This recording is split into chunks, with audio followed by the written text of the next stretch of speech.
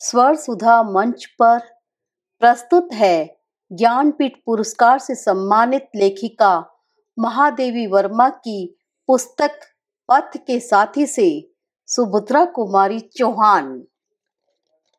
हमारे शैशवकालीन अतीत और प्रत्यक्ष वर्तमान के बीच में समय प्रवाह का पाठ ज्यों-ज्यों चौड़ा होता चला जाता है, त्यों-त्यों हमारी स्मृति में अनजाने ही एक परिवर्तन लक्षित होने लगता है। शैशव की चित्रशाला के जिन चित्रों से हमारा रागात्मक संबंध गहरा होता है, उनकी रेखाएं और रंग इतने स्पष्ट और चटकीले होते चलते हैं कि हम वार्धक्य की धुंधली आंखों से भी उन्हें प्रत्यक्ष देखते रह सकते हैं। पर जिनसे ऐसा संबंध नहीं होता, वे फीके होते होते इस प्रकार स्मृति से धुल जाते हैं कि दूसरों के स्मरण दिलाने पर भी उनका स्मरण कठिन हो जाता है। मेरे अतीत की चित्रशाला में बहन सुभद्रा से मेरे सख्य का चित्र पहली कोटि में ही रखा जा सकता है, क्योंकि इतने वर्षों के उपरांत भी उनकी सब रंग रेखाएं अपनी सजीवता में स्पष्ट हैं। एक 7वीं कक्षा की विद्यार्थिनी एक 5वीं कक्षा की विद्यार्थिनी से प्रश्न करती है, क्या तुम कविता लिखती हो? दूसरी ने सिर हिलाकर ऐसी अस्वीकृति दी जिसमें हाँ और नहीं तरल होकर एक हो गए थे। प्रश्न करने वाली ने इस स्वीकृति अस्वीकृति की संधि से खींचकर कहा, तुम्हारी क्लास की लड़कियां तो कहती हैं कि तुम गणित की कॉपी तक में कविता लिखती हो। दिखाओ अपनी कॉपी। और उत्तर की प्रतीक्षा में समय नष्ट न कर कविता लिखने की अपराधिनी को हाथ पकड़कर खींचती हुई उसके कमरे में डेस्क के पास ले गई।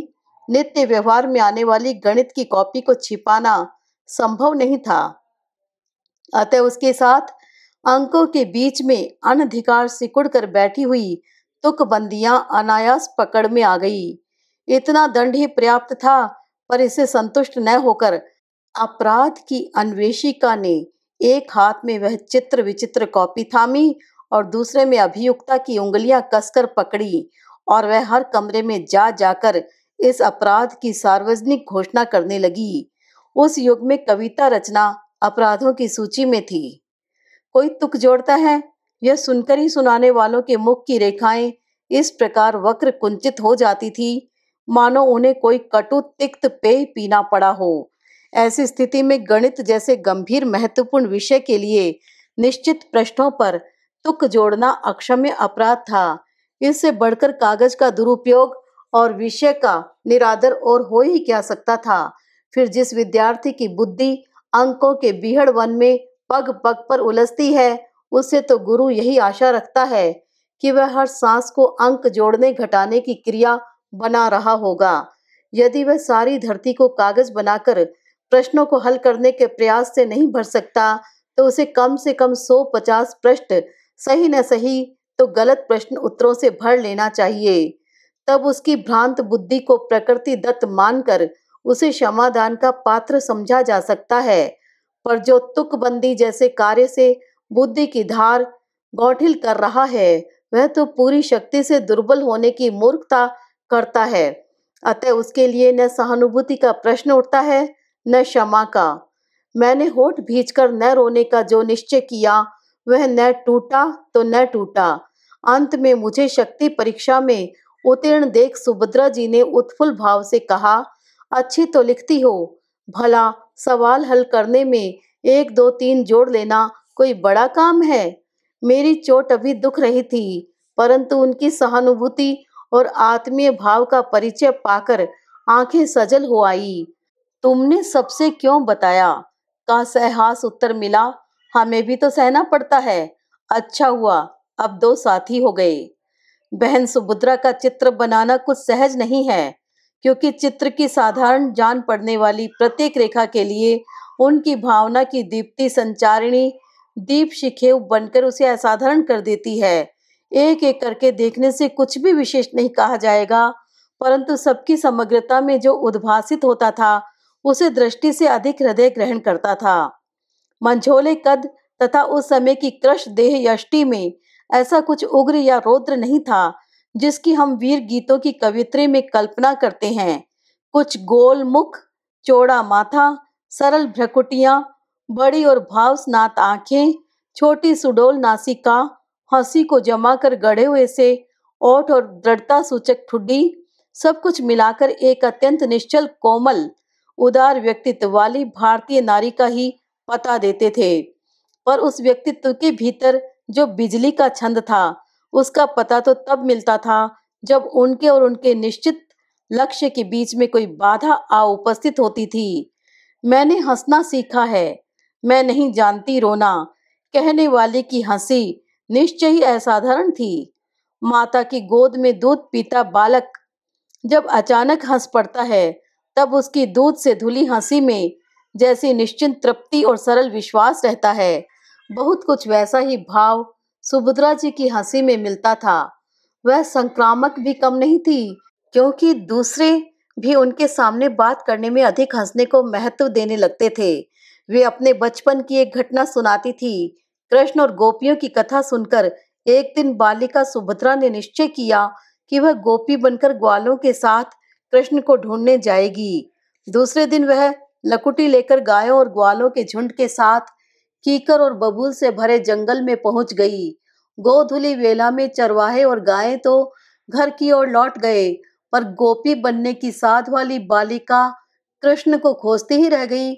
उसके पैरों में कांटे चुभ गए, कंटीली झाड़ियों में कपड़े उलझकर फट गए, प्यास से कंठ सूख गया और पसीने पर धूल की परत जम गई, पर वह धुन वाली बालिका लौटने को प्रस्तुत नहीं हुई। रात होते देख घर वालों ने उन्हें खोजना आरंभ किया और ग्वालों से पूछते पूछते अंधेरे करील वन में उन्हें पाया। अपने निश्चित लक्ष्य पथ पर अडिग रहना और सब कुछ हंसते हंसते सहना उनका स्वभावजात गुण था। क्रॉसथवेट गर्ल्स कॉलेज में जब वे 8वीं कक्षा की विद्यार्थिनी थी, तभी उनका विवाह हुआ और उन्होंने पति गृह के लिए प्रस्थान किया। स्वतंत्रता के युद्ध के लिए सन्नद्ध सेनानी पति को वे विवाह से पहले देख भी चुकी थी और उनके विचारों से भी परिचित थी। उनसे यह छिपा नहीं था कि नववधू के रूप में उनका जो प्राप्य है, उसे देने का न पति को अवकाश है, न लेने का उन्हें। वस्तुतः जिस विवाह में मंगल कंकण ही रण कंकण बन गया, उसकी गृहस्थी भी कारागार में ही बसाई जा सकती थी और उन्होंने बसाई भी वहीं। पर इस साधना की मर्म व्यथा को वही नारी जान सकती है जिसने अपनी देहली पर खड़े होकर भीतर के मंगल चौक पर रखे मंगल कलश, तुलसी चौरे पर जलते हुए घी के दीपक और हर कोने से स्नेह भरी बाहें फैलाए हुए अपने घर पर दृष्टि डाली हो और फिर बाहर के अंधकार, आंधी और तूफान को तोला हो और तब घर की सुरक्षित सीमा पार कर उसके सुंदर मधुर आह्वान की ओर से पीठ फेरकर अंधेरे रास्ते पर कांटों से उलझती चल पड़ी हो।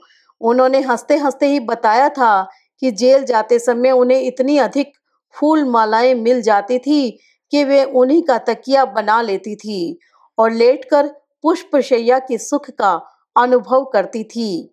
एक बार भाई लक्ष्मण सिंह जी ने मुझसे सुभद्रा जी की स्नेह भरी शिकायत की। इन्होंने मुझसे कभी कुछ नहीं मांगा। सुभद्रा जी ने अर्थ भरी हंसी में उत्तर दिया था, इन्होंने पहले ही दिन मुझसे कुछ मांगने का अधिकार मांग लिया था। महादेवी, ये ऐसे ही होशियार हैं, मांगती तो वचन भंग का दोष मेरे सर पड़ता, नहीं मांगा तो इनके अहंकार को ठेस लगती है। घर और कारागार के बीच में जीवन का जो क्रम विवाह के साथ आरंभ हुआ था, वह अंत तक चलता ही रहा।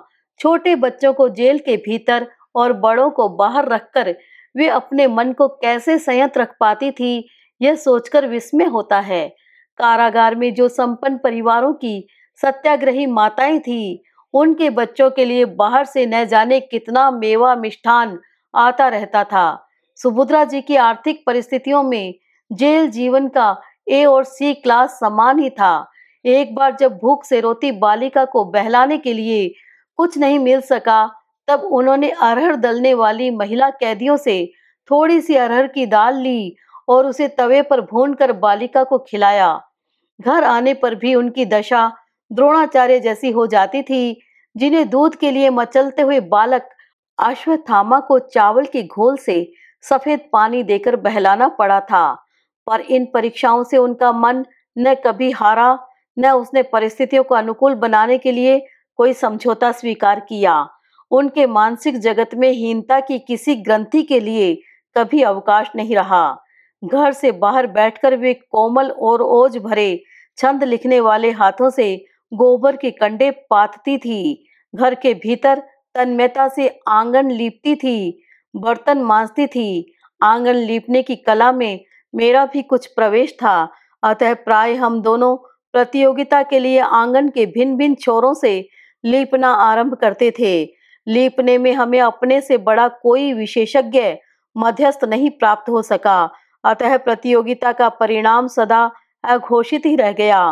पर आज मैं स्वीकार करती हूँ कि ऐसे कार्य में एकांत तन्मयता केवल उसी गृहिणी में संभव है जो अपने घर की धरती को समस्त हृदय से चाहती हो, और सुभद्रा ऐसी ही गृहिणी थी।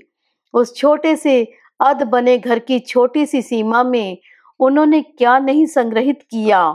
छोटे बड़े रंग बिरंगे फूलों के पौधों की क्यारियां, ऋतु के अनुसार तरकारियां, गाय बच्चे आदि आदि बड़ी गृहस्थी की सब सज्जा वहां विराट दृश्य के छोटे चित्र के समान उपस्थित थी।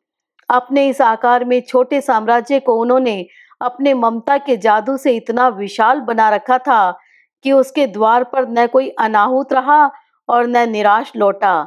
जिन संघर्षों के बीच उन्हें मार्ग बनाना पड़ा, वे किसी भी व्यक्ति को अनुदार और कटु बनाने में समर्थ थे। पर सुभद्रा के भीतर बैठी सृजनशीला नारी जानती थी कि कांटों का स्थान जब चरणों के नीचे रहता है, तभी वे टूटकर दूसरों को बेधने की शक्ति खोते हैं। परीक्षाएं जब मनुष्य के मानसिक स्वास्थ्य को क्षत विक्षत कर डालती हैं, तब उन्हें उत्तीर्ण होने न होने का कोई मूल्य नहीं रह जाता। नारी के हृदय में जो गंभीर ममता सजल वीर भाव उत्पन्न होता है, वह पुरुष के उग्र शौर्य से अधिक उदात्त और दिव्य रहता है। पुरुष अपने व्यक्तिगत या समूहगत राग द्वेष के लिए भी वीर धर्म अपना सकता है और अहंकार की तृप्ति मात्र के लिए भी, पर नारी अपने सृजन की बाधाएं दूर करने के लिए या अपनी कल्याणी सृष्टि की रक्षा के लिए ही रुद्र बनती है। अतः उसकी वीरता के समकक्ष रखने योग्य प्रेरणाएं संसार के कोश में कम है। मातृशक्ति का दिव्य रक्षक उद्धारक रूप होने के कारण ही भीमाकृति चंडी वत्सला अंबा भी हैं, जो हिंसात्मक पाश्विक शक्तियों को चरणों के नीचे दबाकर अपनी सृष्टि के मंगल की साधना करती हैं। सुभद्रा जो महिमामयी माँ थी, उसकी वीरता का उत्स भी वात्सल्य ही कहा जा सकता है। न उनका जीवन किसी क्षणिक उत्तेजना से संचालित हुआ, न उनकी ओज भरी कविता वीर रस की घिसी पिटी लीक पर चली। उनके जीवन में जो एक निरंतर निखरता हुआ कर्म का तारतम्य है, वह ऐसी अंतर्व्यापिनी निष्ठा से जुड़ा हुआ है जो क्षणिक उत्तेजना का दान नहीं मानी जा सकती। इसी से जहां दूसरों को यात्रा का अंत दिखाई दिया, वहीं उन्हें नई मंजिल का बोध हुआ। थक कर बैठने वाला अपने न चलने की सफाई खोजते खोजते लक्ष्य पा लेने की कल्पना कर सकता है, पर चलने वाले को इसका अवकाश कहाँ। जीवन के प्रति ममता भरा विश्वास ही उनके काव्य का प्राण है। सुख भरे सुनहले बादल रहते हैं मुझको घेरे, विश्वास प्रेम साहस है जीवन के साथी मेरे। मधुमक्षिका जैसे कमल से लेकर भटकटैया तक और रसाल से लेकर आग तक सब मधुर तिक्त एकत्र करके उसे अपनी शक्ति से एक मधु बनाकर लौटाती है। बहुत कुछ वैसा ही आदान संप्रदान सुभद्रा जी का था। सभी कोमल कठिन सह असह अनुभवों का परिपाक दूसरों के लिए एक ही होता था। इसका यह तात्पर्य नहीं है कि उनमें विवेचन की तीक्ष्ण दृष्टि का अभाव था। उनकी कहानियां प्रमाणित करती हैं कि उन्होंने जीवन और समाज की अनेक समस्याओं पर विचार किया और कभी अपने निष्कर्ष के साथ और कभी दूसरों के निष्कर्ष के लिए उन्हें बड़े चमत्कारिक ढंग से उपस्थित किया। जब स्त्री का व्यक्तित्व उसके पति से स्वतंत्र नहीं माना जाता था, तब वे कहती हैं, मनुष्य की आत्मा स्वतंत्र है। फिर चाहे वह स्त्री शरीर के अंदर निवास करती हो, चाहे पुरुष शरीर के अंदर, इसी से पुरुष और स्त्री का अपना अपना व्यक्तित्व अलग अलग रहता है। जब समाज और परिवार की सत्ता के विरुद्ध कुछ कहना अधर्म माना जाता था, तब वे कहती हैं, समाज और परिवार व्यक्ति को बंधन में बांध कर रहते हैं। ये बंधन देश कालानुसार बदलते रहते हैं और उन्हें बदलते रहना चाहिए, वरना वे व्यक्तित्व के विकास में सहायता करने के बदले बाधा पहुंचाने लगते हैं। बंधन कितने ही अच्छे उद्देश्य से क्यों न नियत किए गए हों, है बंधन ही, और जहाँ बंधन है वहाँ असंतोष है तथा क्रांति है। परंपरा का पालन ही जब स्त्री का परम कर्तव्य समझा जाता था, तब वे उसे तोड़ने की भूमिका बांधती हैं। चिर प्रचलित रूढ़ियों और चिर संचित विश्वासों को आघात पहुंचाने वाली हलचलों को हम देखना सुनना नहीं चाहते। हम ऐसी हलचलों को अधर्म समझकर उनके प्रति आंख मीच लेना उचित समझते हैं, किंतु ऐसा करने से काम नहीं चलता। वह हलचल और क्रांति हमें बरबस झकझोरती है और बिना होश में लाए नहीं छोड़ती। अनेक समस्याओं की ओर उनकी दृष्टि इतनी पैनी है कि सहज भाव से कही सरल कहानी का अंत भी हमें झकझोर डालता है। वे राजनीतिक जीवन में ही विद्रोहिणी नहीं रही, अपने पारिवारिक जीवन में भी उन्होंने अपने विद्रोह को सफलतापूर्वक उतार कर उसे सृजन का रूप दिया था। सुभद्रा जी के अध्ययन का क्रम असमय ही भंग हो जाने के कारण उन्हें विश्वविद्यालय की शिक्षा तो नहीं मिल सकी, पर अनुभव की पुस्तक से उन्होंने जो सीखा उसे उनकी प्रतिभा ने सर्वथा निजी विशेषता दे दी है। भाषा, भाव, छंद की दृष्टि से नए झांसी की रानी जैसे वीर गीत तथा सरल स्पष्टता में मधुर प्रगीत, मुक्त यथार्थवादिनी मार्मिक कहानियाँ आदि उनकी मौलिक प्रतिभा के ही सृजन हैं। ऐसी प्रतिभा व्यवहारिक जीवन को अछूता छोड़ देती तो आश्चर्य की बात होती। पत्नी की अनुगामिनी, अर्धांगिनी आदि विशेषताओं को अस्वीकार कर उन्होंने भाई लक्ष्मण सिंह जी को पत्नी के रूप में ऐसा अभिन्न मित्र दिया जिसकी बुद्धि और शक्ति पर निर्भर रहकर अनुगमन किया जा सके। अजगर की कुंडली के समान स्त्री के व्यक्तित्व को कसकर चूर चूर कर देने वाले अनेक सामाजिक बंधनों को तोड़ फेंकने में उनका जो प्रयास लगा होगा, उसका मूल्यांकन आज संभव नहीं है। उस समय बच्चों के लालन पालन में मनोविज्ञान को इतना महत्वपूर्ण स्थान नहीं मिला था और प्राय सभी माता पिता बच्चों को शिष्टता सिखाने में स्वयं अशिष्टता की सीमा तक पहुंच जाते थे। सुभद्रा जी का कवि हृदय यह विधान कैसे स्वीकार कर सकता था? अतः उनके बच्चों को विकास का जो मुक्त वातावरण मिला, उसे देखकर सब समझदार निराशा से सिर हिलाने लगे।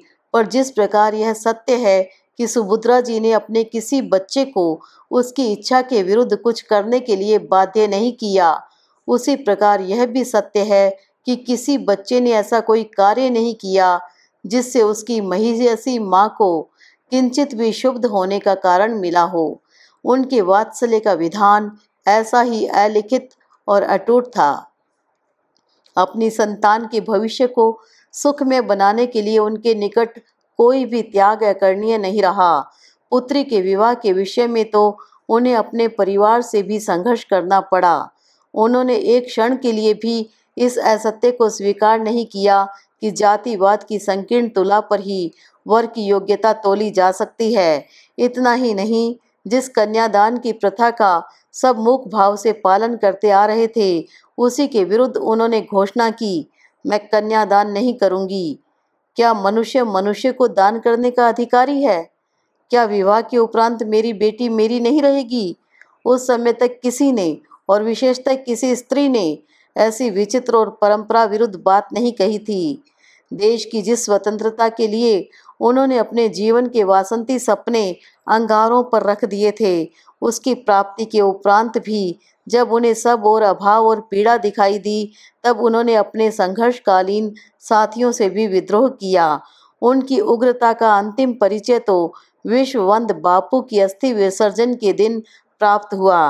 वे कई सौ हरिजन महिलाओं के जुलूस के साथ साथ 7 मील पैदल चलकर नर्मदा किनारे पहुंची, पर अन्य संपन्न परिवारों की सदस्याएं मोटरों पर ही जा सकी।